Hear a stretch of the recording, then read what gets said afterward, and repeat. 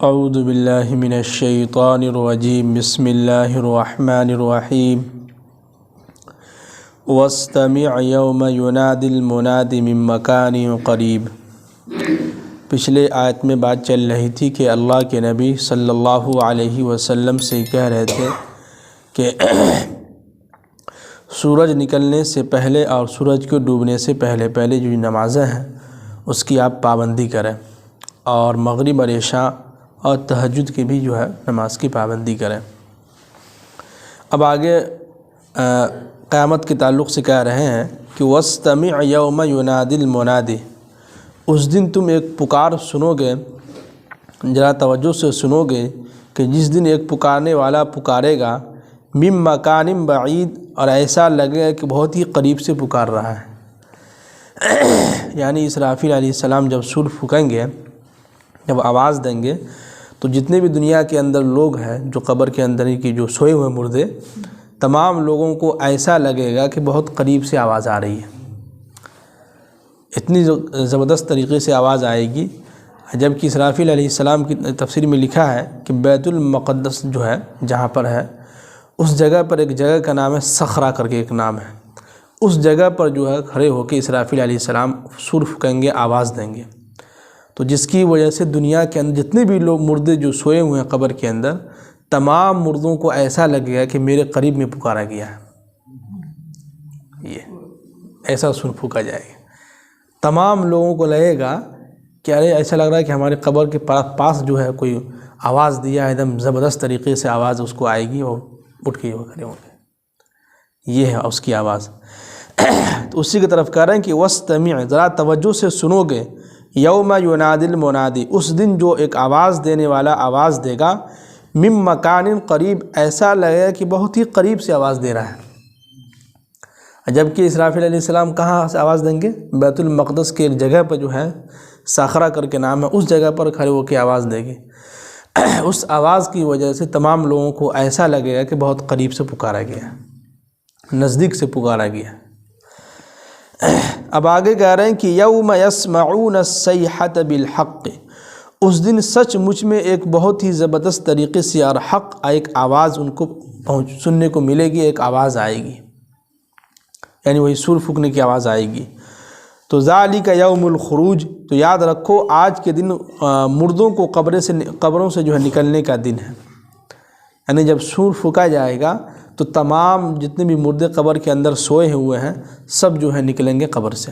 تو اس دن کے بارے میں کہہ رہے ہیں کہ ذالک یوم الخروج، اس دن جو ہے قبر سے نکلنے کا دن ہوگا۔ اب آگے اللہ تعالیٰ کہہ رہے ہیں کہ انا نحن نحیی ونمیت، بے شک یاد رکھو کہ ہم ہی ہیں جو لوگوں کو زندگی دیتے ہیں۔ زندگی کون دیتا ہے؟ اللہ تعالیٰ کے ہی ذمہ، اس کے ہاتھ میں۔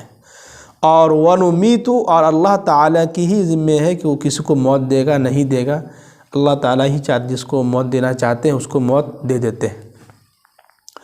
اور وَإِلَيْنَا الْمَصِيرُ، اور تم سب کو ہمارے ہی طرف لوٹ کر کیا ہے؟ آنا ہوگا۔ کہاں جانا ہے لوٹ کر؟ اللہ کے پاس۔ اب آگے کہہ رہے ہیں کہ یوم تشقق الارض عنہم سراعا، اس دن جو ہے زمین جو پھٹ جائے گی، اور اس پھٹنے کی وجہ سے مردے اس طرح نکلیں گے جیسے کہ ایسا لگے کہ لوگ جو ہے جلدی جلدی نکل رہے ہیں قبروں سے۔ جب زمین پھٹے گی تو تمام مردے جو ہیں اس طرح سے نکلیں گے، ایسا لگے کہ زمین جلدی جلدی ان کو نکال کے پھینک رہا ہے باہر، اور سب لوگ جلدی سے جو ہے وہاں سے نکلیں گے۔ جو زندہ رہے گا تو وہ کہاں ہوگا؟ نہیں، سب لوگ کو موت آ جائے گی۔ مردہ لوگ نکلیں گے، زندہ لوگ نہیں تو اس سے پہلے تو سب لوگ مر جائیں گے نا۔ یہ دوسرا جو سور پھونکا جائے گا، اور دوسرا کیا ہے جب سب لوگ اٹھیں گے۔ ہاں جی، یہ دوسری مرتبہ سور پھونکی جائے گی جب۔ تو اس دن ایسا ہوگا کہ تمام لوگ جو ہے زمین سے نکلیں گے اور وہ نکلنے میں جلدی جلدی کر رہے ہوں گے۔ اب آگے کہہ رہے ہیں کہ ذالک حشر علینا یسیر، اور یہ ہمارے لیے یہاں پر سب کو جمع کرنا بہت ہی آسان ہے۔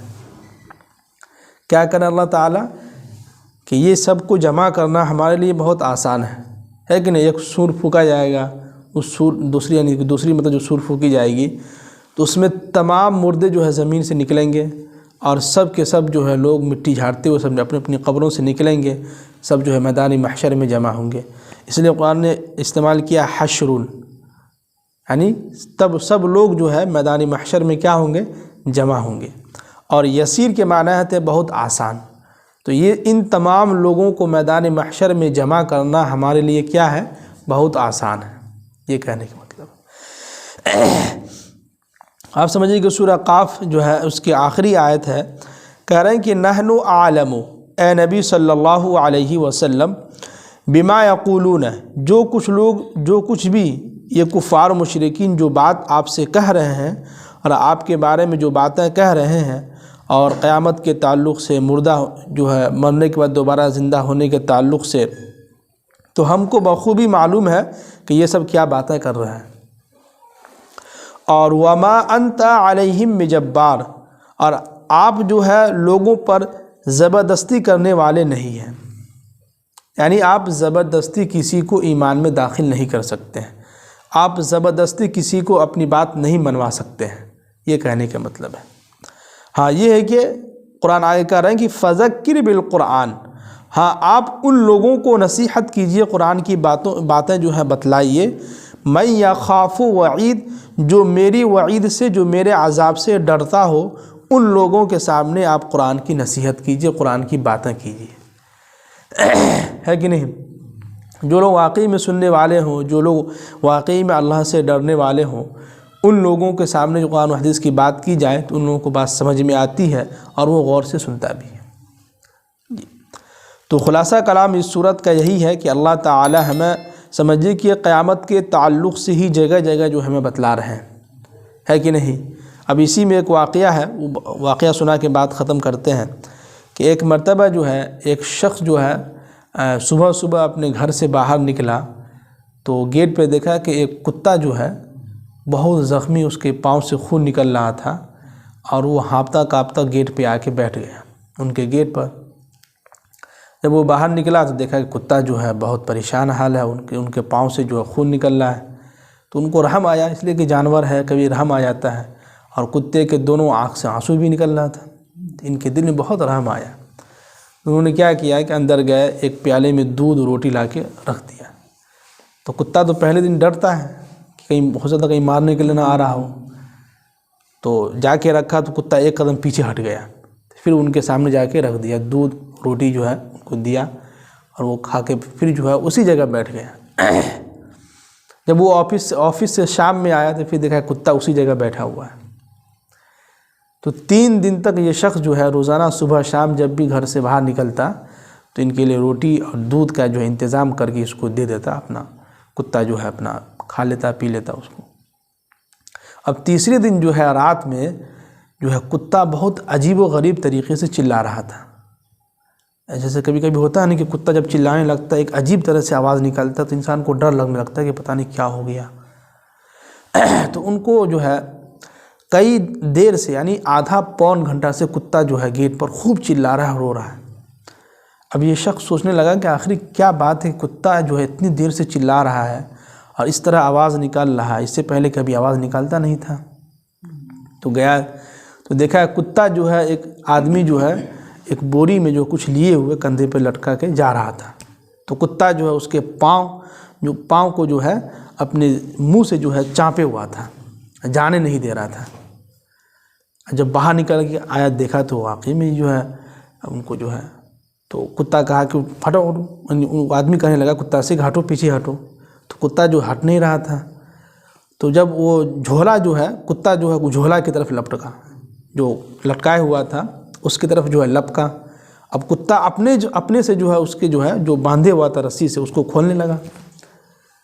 جب کھولا تو دیکھا کہ جو ہے انہی مالک کا جو ہے 4 یا 5 سال کا بیٹا جو اس کے اندر اس کو پیک کیا ہوا تھا، لے کے کہیں جا رہا تھا۔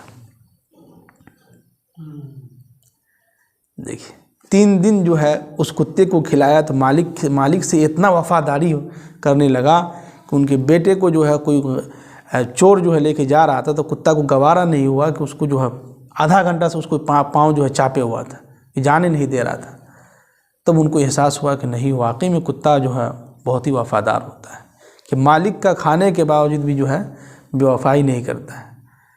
اسی طرح اس میں اس واقعہ میں لکھا ہے کہ جس طرح ایک کتا جو ہے 3 دن اپنے مالک کے کھا کے جو ہے وہ بے وفائی نہیں کیا، تو انسان تو اپنے اللہ کا جو ہے دن میں 4 مرتبہ 5 مرتبہ روزی کھاتا ہے، نعمت جو ہے کھاتا ہے، اللہ کی اس کے اوپر رحمتیں ہوتی ہے، اس کے باوجود بھی وہ بندہ اللہ کی وفاداری نہیں کرتا ہے اور نماز ادا نہیں کرتا ہے، تو بتلائیے اللہ کو کتنا غصہ آئے گا۔ یہ ہے تو اس واقعہ سے سمجھیے کہ پورے قرآن کا سمجھیے کہ اس صورت کے اندر زیادہ تر تو آخرت کے تعلق سے ہی بتلایا گیا ہے، اور قرآن نے صاف صاف کہا کہ وَقَدْ قَدَّمْتُ إِلَيْكُمْ بِالْوَعِيدِ، ہم نے دنیا کے اندر ہی علماء کرام کو بھیج کے تمہارے سامنے یہ باتیں رکھ دی تھی کہ یہ جہنم ہے، یہ جنت ہے، جو نیک اعمال کرے گا اس کو جنت کے اندر ڈالیں گے، جو برے اعمال کرے گا وہ کہاں ڈالیں گے؟ ان کو جہنم کے اندر۔ تو ہم لوگوں کو بھی سوچنا ہے کہ اللہ تعالی ہم کو دن میں جو ہے 4 مرتبہ 5 مرتبہ کھلاتا ہے، فری میں سانس لے رہے ہیں، سب کچھ فری میں چل رہا ہے، چل پھر رہے ہیں، ماشاءاللہ زندگی اچھی گزر رہی ہے، اس کے باوجود بھی اگر ہم شکریہ ادا نہیں کرتے ہیں اور اللہ کے سامنے اپنے سر کو جو ہے نہیں جھکاتے ہیں تو بہت افسوس کی بات ہے، اور یہ بے وفائی والی بات ہو جاتی ہے کہ نہیں؟ حدیث میں لکھا ہے کہ جو شخص عشاء کی نماز جماعت کے ساتھ ادا کرتا ہے تو وہ سمجھیے کہ پوری رات عبادت کرنے کا اس کو ثواب ملتا ہے۔ بتائیے کتنا خوش نصیب آدمی ہے وہ جو عشاء کی نماز سمجھیے کہ جماعت کے ساتھ ادا کیا ہو، اور ابھی جا کے سوئے گا تو صبح فجر تک جو ان کو عبادت کا ثواب ملتا رہے گا۔ بتائیے اللہ تعالی ہم سب کو عمل کرنے کی توفیق نصیب فرمائے۔ آمین۔ سبحان اللہ بحمدہ سبحانک اللہم وبحمدک۔